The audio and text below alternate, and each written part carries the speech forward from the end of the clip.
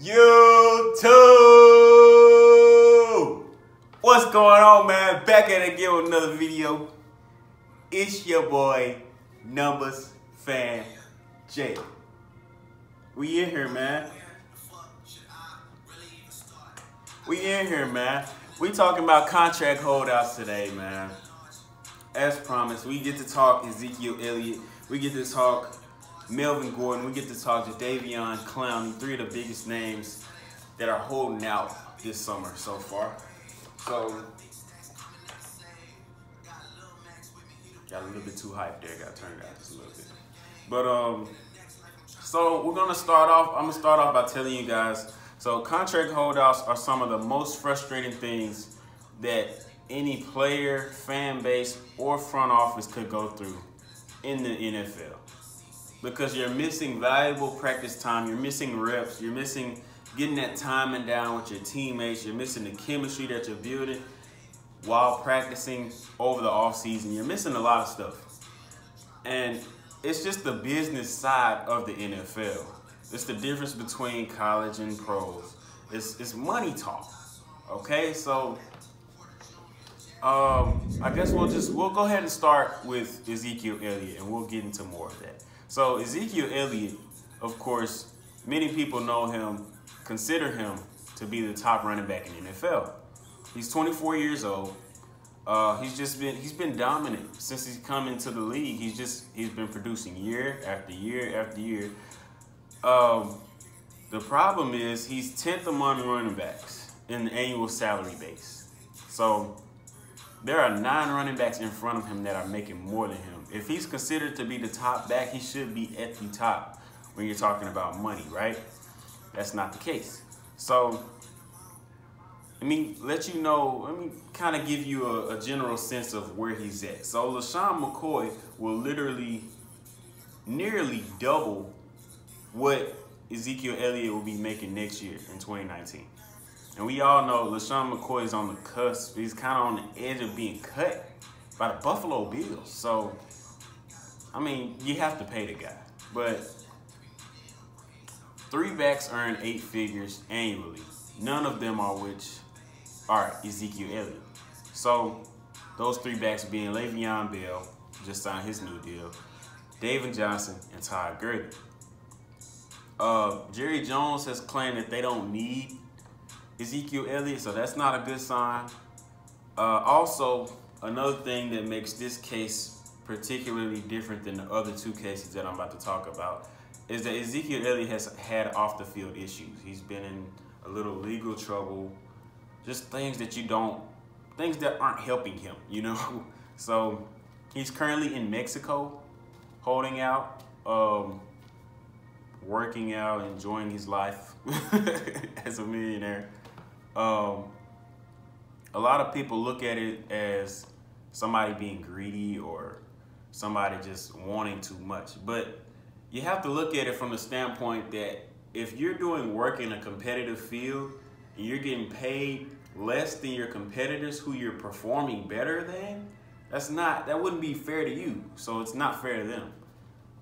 It's not about how much they make. It's about how much they make in comparison to their peers who do the same exact thing that they do. So moving on to Melvin Gordon, I do think that Ezekiel Elliott should be paid. But I personally don't think that he's going to get the money just because of the history of Jerry Jones and his history with running backs. But we'll get into that. Moving on to Melvin Gordon. Melvin Gordon is the 11th highest paid, so he's right behind Ezekiel Elliott. He's the 11th highest paid running back annually. He's been offered $10 million. So we've gotten a little insight on his deal, whereas we don't really know what's going on with Ezekiel Elliott, what he's been offered, what he hasn't been offered. At least I couldn't find that when I looked for it. Melvin wants $12 to $13 million a year, right? He's been offered 10. Now, the thing that makes this different than Ezekiel Elliott is that Gordon has had health issues. He hasn't had off-the-field issues. He's a great guy. Not saying that Ezekiel Elliott is a bad guy. He just hasn't gotten into trouble outside of the football field. He's been pretty much a model citizen. He expressed his want to stay with the Chargers, but his agent has already said that they want to trade. His agent has demanded a trade if they don't get the money that they believe that he is worth. His health issues, he's only played one full season. Melvin Gordon I don't believe that he's worth the money that he's asking for. And that's not saying that he's a bad back. He's a good back. He just has had too many health issues up to this point. Now, the reason that these two running backs are asking for money before their rookie deal is up, because one, they've outperformed their rookie deal. Like I just said, they will be making much less than 9 to 10 of their other peers that they have outperformed, most of them, for Melvin Gordon. Something is going on that I like to call the Murray effect, DeMarco Murray. I know you guys remember him, former Cowboys running back. In 2014, DeMarco Murray had 392 carries, 57 receptions for 2,261 yards, and 13 rushing touchdowns. Statistically, he was the league's best back at the time. He was at least top 3 in most people's minds. He was doing great. Everybody was like, man, this guy, he could be one of the next all-time greats for the Cowboys. You know, he was on pace to break a bunch more records. And well, DeMarco Murray was traded when he asked for more money the very next year. And he never saw 300 carries ever again. He went to the Eagles and he went to the Titans. The Eagles was the year right after that, the year that I just described with the stats. He went way down in yards per carry. He went below 4 yards a carry. He didn't even get back to 1,000 yards rushing. He went way down after taking that beating from the year before. You could see the difference between that year and the next year. It's a lot on the body. And he retired at age 30, just last year. After the 2017-2018 season, DeMarco Murray retired. He was only 30 years old. So running backs saw this. They knew this. Le'Veon Bell sat out an entire year, I think, because of this. They see how running backs were being overused in their youth, and then by the time they hit around 30, there's no more use for them.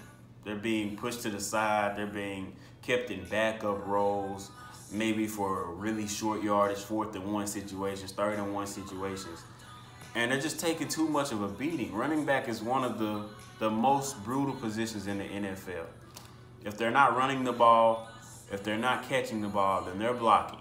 So they're making contact almost as much as the offensive lineman and defensive lineman every play.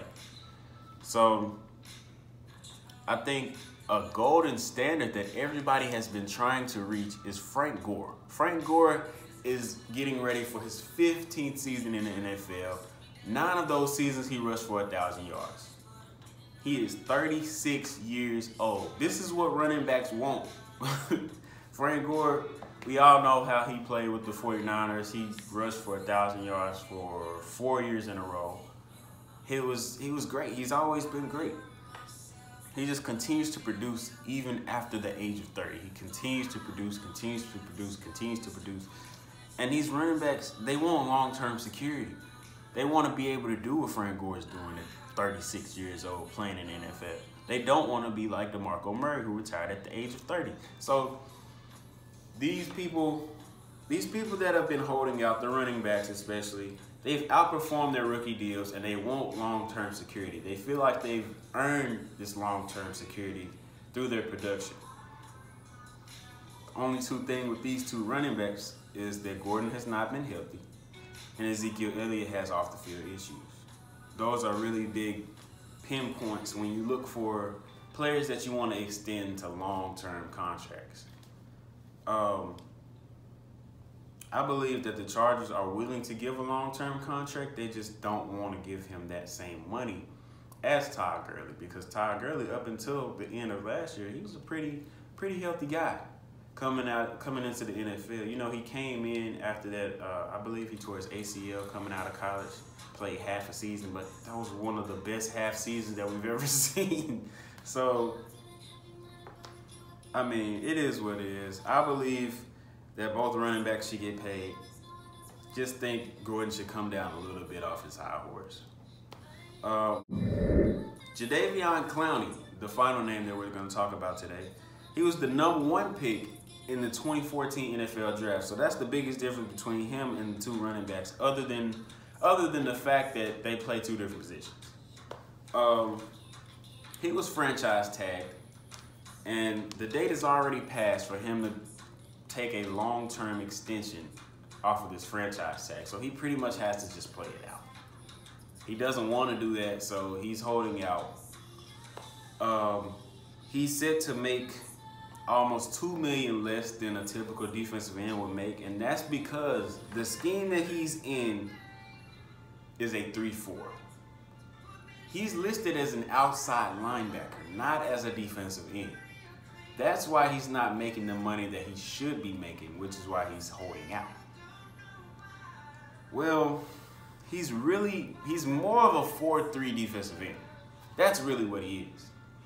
But he can't really help that his scheme has him listed as something else. He can't really help that. You can't choose what position you want to play for the most part in the NFL.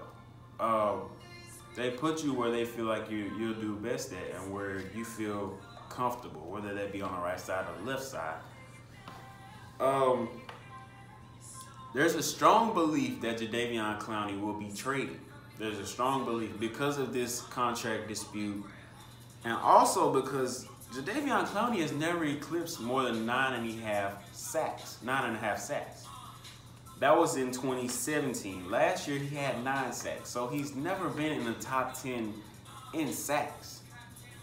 Although he wants a new deal, there aren't going to be many teams willing to pay a large amount of money for a guy that has not performed up to the standards, kind of, I would say, of #1 draft pick. I believe that a scheme change will benefit him. I think that if he's put into a 4-3 scheme, if he's traded and put into a 4-3 scheme, his sack numbers will go up, which means he'll get paid more. So the best option for Jadeveon Clowney would be to demand a trade. Hopefully, I don't know. The Texans need a left tackle back. They really do. They're pretty much like the Chargers' right tackle, just getting beat all the time. It's ridiculous. I'm sick of it. But yeah, man. So those are my thoughts on the NFL contract holdouts. Let me know what you guys think, man. Do you think these guys should get paid? Do you think they should be traded? What do y'all think, man? Let me know. Do you want to see more Frank Gores, or do you want to see more DeMarco Murrays? Do you want to see Jadeveon Clowney switch schemes and see what he can do? Let me know, y'all. Next video I will be doing will be on, I will do a fantasy draft type video for you guys. Let you guys know how I do my fantasy drafts. I'm okay. I'm not gonna say that I'm the best because I'm not, but I'm all right. I'm all right with fantasy drafts. I do one every year. I think this is year 4. I believe this is year 4 I'm doing fantasy draft. So I'll let you guys know how I do that. What are my suggestions and advice on this year's NFL fantasy drafts? What I think you guys need to do. What I will usually do. All of that good stuff. Thank y'all for watching, man. Hit that like button, comment, subscribe. It's your boy, Jay. We out of here. In his scheme, hold on, time out, y'all. Time out. What are we listening to here? All right. Sorry. As I was saying.